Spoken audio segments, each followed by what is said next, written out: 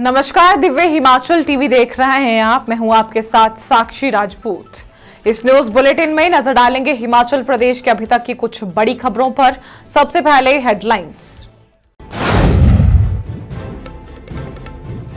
This bulletin is brought to you by Rainbow International School, Nagrota Bagwa, The Magnet Public School, Hamirpur, and The Roots Country School, Baghi, Shimla.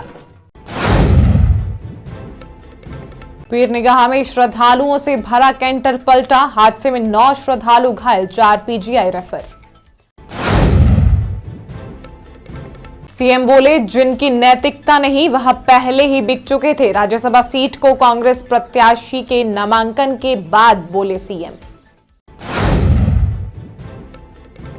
टीआरएसएस 112 सेवा में Himachal police ने बनाई बड़ी पहचान। फरवरी 2026 की राष्ट्रीय ranking में देश भर में पाया दूसरा स्थान।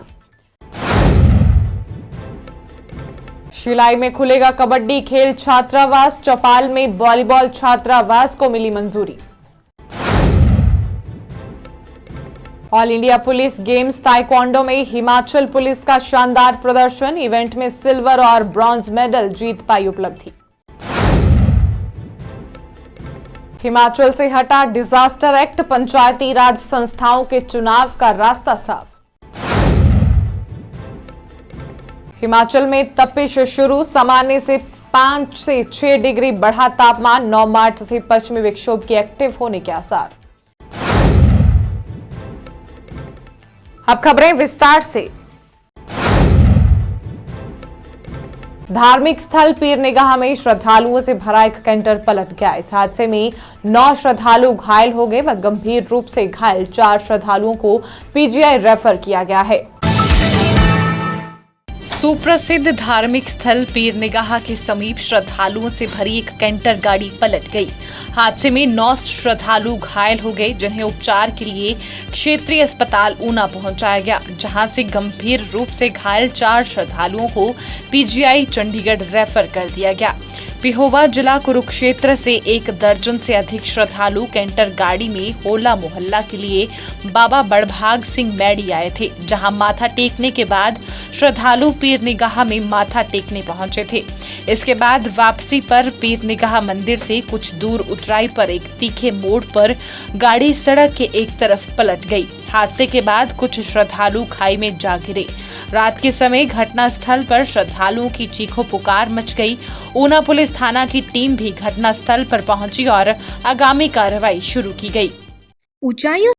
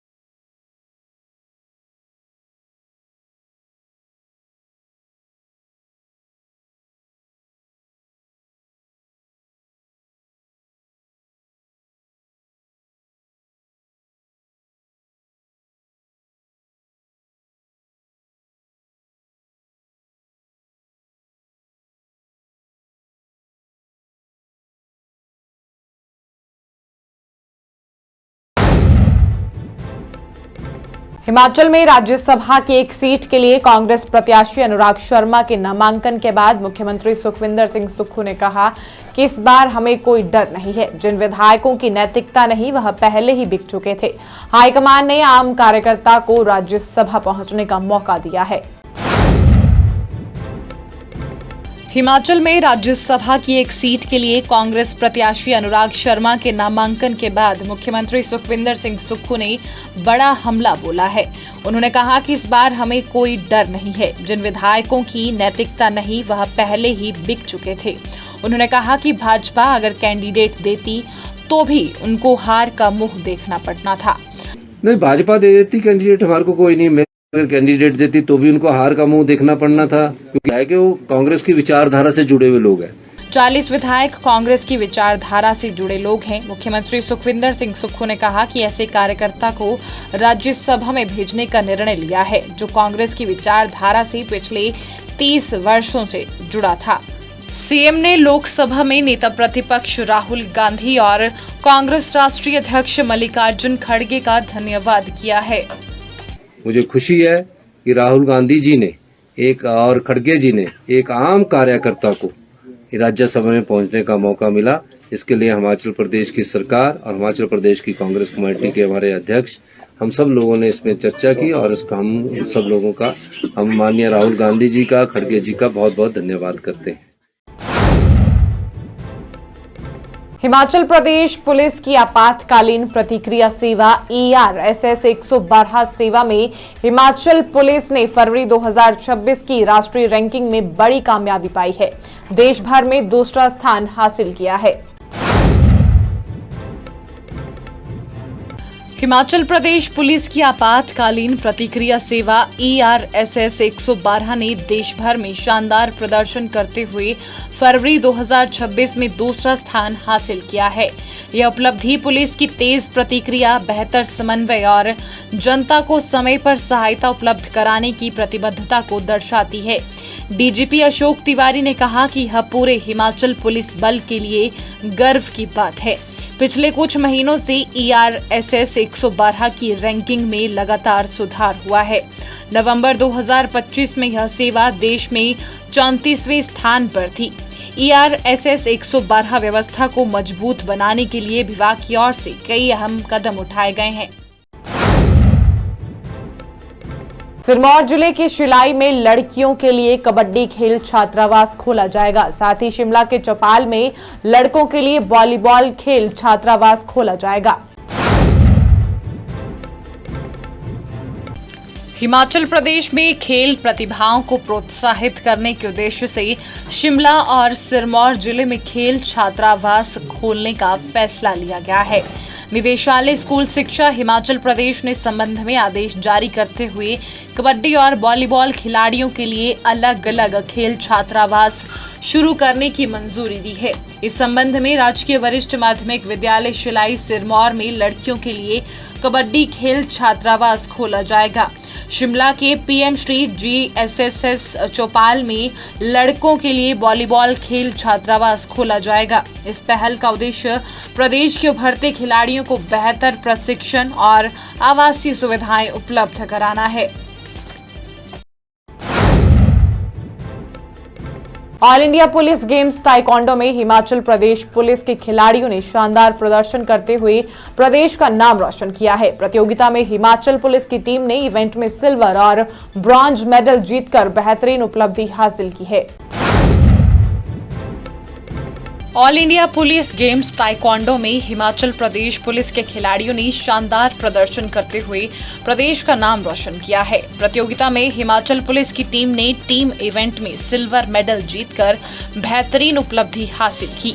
इस प्रतियोगिता में हेड कांस्टेबल कमल, हेड कांस्टेबल संदीप और कांस्टेबल भूषण की टीम ने इवेंट में रजत पदक अपने नाम किया। वहीं व्यक्तिगत वर्ग में हेड कांस्टेबल कमल किशोर ने कांस्य पदक जीतकर प्रदेश पुलिस को एक और उपलब्धि दिलाई। इस उपलब्धि पर डीजीपी अशोक तिवारी ने सभी पदक विजेता खिलाड़ियों को बधाई दी। हिमाचल से डिजास्टर एक्ट हट गया है। इससे पंचायती राज संस्थाओं के चुनाव का रास्ता साफ हो गया है। राज्य में पंचायती राज संस्थाओं के चुनावों को लेकर तैयारियां तेज हो गई हैं। हिमाचल प्रदेश सरकार ने डिजास्टर एक्ट आदेश वापस ले लिए हैं। आपदा प्रबंधन अधिनियम के तहत जारी आदेश को लगभग 6 महीने बाद वापस लिया गया है। प्रदेश सरकार ने राजस्व विभाग के आपदा प्रबंधन सेल द्वारा जारी आदेश के अनुसार अब राज्य में कनेक्टिविटी की स्थिति काफी हद तक सामान्य हो चुकी है। सरकार द्वारा इन आदेशों को वापस लेने के बाद अब पंचायती राज संस्थाओं के चुनाव का रास्ता भी साफ हो चुका है। राज्य में पंचायती राज संस्थाओं के चुनावों को लेकर तैयारियां तेज हो गई हैं। प्रदेश सरकार ने सभी उपायुक्तों को रोस्टर प्रक्रिया संबंधी विस्तृत गाइडलाइन जारी कर दी है। इसलिए पहले जारी 20 मार्च से जिलों में रोस्टर निर्धारण का कार्य शुरू होगा, जबकि 30 मार्च तक इसे अंतिम रूप दे दिया जाएगा। राज्य के अधिकांश क्षेत्रों में तापमान सामान्य से 5 से 6 डिग्री तक बढ़ गया है। राज्य के 7 से ज्यादा शहरों में अधिकतम तापमान 30 डिग्री से ऊपर चला गया है और मार्च महीने में ही अप्रैल जैसी गर्मी का एहसास हो रहा है। हिमाचल प्रदेश में कई दिनों से खिल रही तेज धूप के कारण अब ज्यादातर क्षेत्र तपने लगे हैं। राज्य के अधिकांश क्षेत्रों में तापमान सामान्य से 5 से 6 डिग्री तक बढ़ गया है। राज्य के 7 से ज्यादा शहरों में अधिकतम तापमान 30 डिग्री से ऊपर चला गया है और मार्च महीने में अप्रैल जैसी गर्मी का एहसास हो रहा है। आने वाले दिनों में राज्य में और तपिश बढ़ने के आसार हैं। मौसम विभाग शिमला से मिली जानकारी के अनुसार राज्य में 6 मार्च को मौसम साफ बना रहेगा। वहीं 7 मार्च को राज्य के अधिक ऊंचाई वाले क्षेत्रों में हल्की बारिश और बर्फबारी की आशंका जताई गई है। वहीं 9 से लेकर 11 मार्च तक जारी किए गए पूर्वानुमान के अनुसार एक और पश्चिमी विक्षोभ एक्टिव हो रहा है, जिसके चलते 9 मार्च को ऊंचाई वाले क्षेत्रों में बारिश और हल्की बर्फबारी की संभावना व्यक्त की गई है। चलते चलते में नजर डालेंगे हिमाचल प्रदेश के अन्य प्रमुख बड़ी खबरों पर। राज्यसभा के लिए अनुराग शर्मा ने सीएम की मौजूदगी में भरा नामांकन, रिटर्निंग ऑफिसर के समक्ष दाखिल किया पर्चा।